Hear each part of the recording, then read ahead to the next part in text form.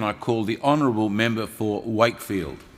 Well, Deputy Speaker, I had no idea I was speaking on a bill of such importance, and you can tell by the quality of the debate and the way the galleries are packed full of people desperate to see the repeal of legislation. They've packed the galleries today. The Parliament's packed with the importance of this bill, and we've heard these great philosophical statements by those opposite. I got to hear a great history lesson about North and South Korea and East Germany and West Germany, and just before I got to hear the Saint Ronald Reagan, his great voice being invoked in this Parliament.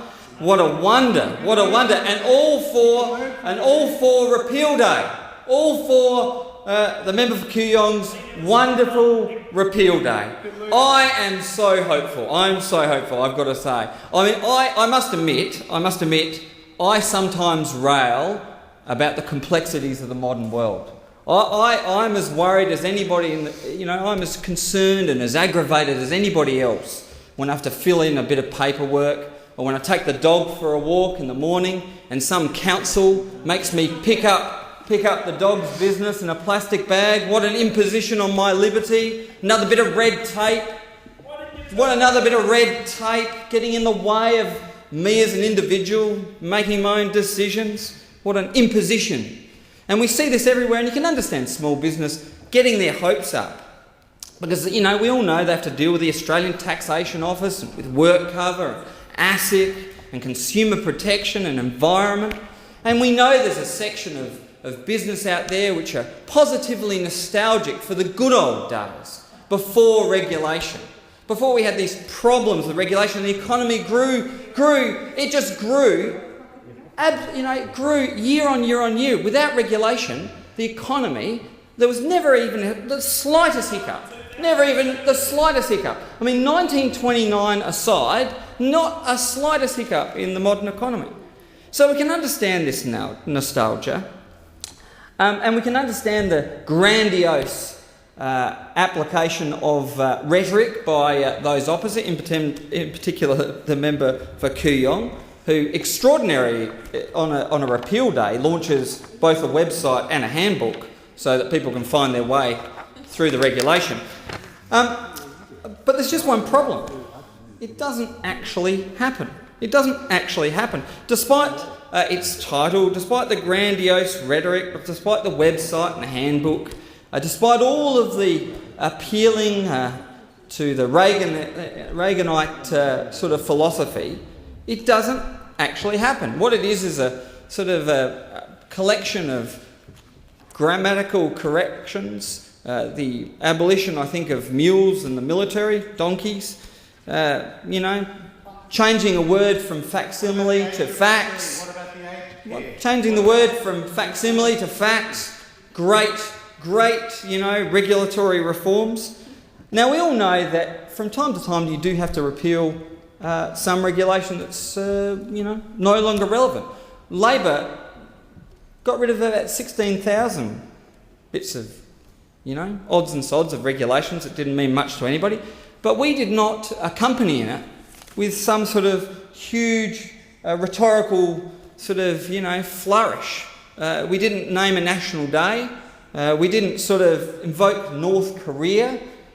We didn't talk about free thinkers and micromanagers and knights and dames. We didn't encourage bigotry, masquerading as free speech. I mean, this government, which should be about creating jobs in places like the northern suburbs of Adelaide, has just sort of disappeared into its own rhetorical world where Repeal Day somehow means something to people.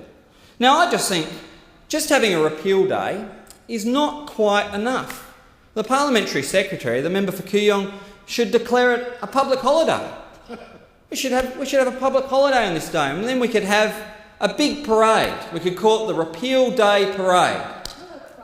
We wouldn't want to name it after him. I mean, he is destined for greatness. We know he's a colt from Kooyong. But the Repeal Day Parade it's getting ready, and it could be led by a knight of the realm. He could ride on a big horse with one of those jousting sticks, and followed by the full range of the bunyip aristocracy behind them, all tramping along, you know, all these sorts of people who fancy themselves as born to rule.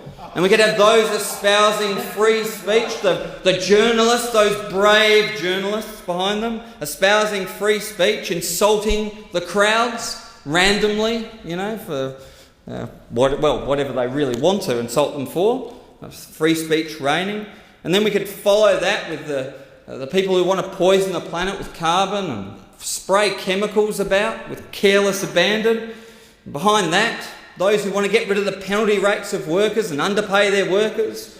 And behind that, the people who want to sell tobacco to kids. And behind that, the people who want to sell grog to problem gamblers. Order. The member for Wakefield will resume his seat. The member for Bass. Standing Order 104 relevance. I shudder to think what this has got to do with the bill under consideration today, and I'd ask you to bring him back to the bill before the House. I thank the member for Bass for his help. Whilst this is a robust debate, and has been a robust debate and entered into on both sides, I think the member for Wakefield may have been straying, but he has only responded to that which he has been offered.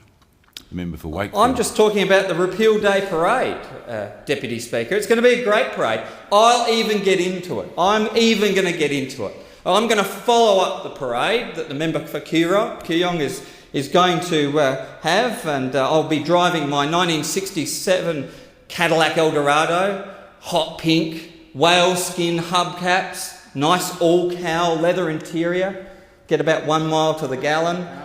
You know, get about 1 mile to the gallon, cruise down there, eating McDonald's out of those old styrofoam containers, railing against the modern world, chucking them out the window, littering. That's what the Repeal Day Parade should look like. It'll be a great day. And it's all going to be because of the member for Kooyong and this great bill. We should all give thanks. We should all give thanks. And I know that small businessmen in places like Elizabeth and Gawler and those country towns, Kapunda, Balaclava, they'll be holding their own parade days today, knowing that the heavy hand of government has been lifted off them by this wonderful bill and this tremendous parliamentary secretary.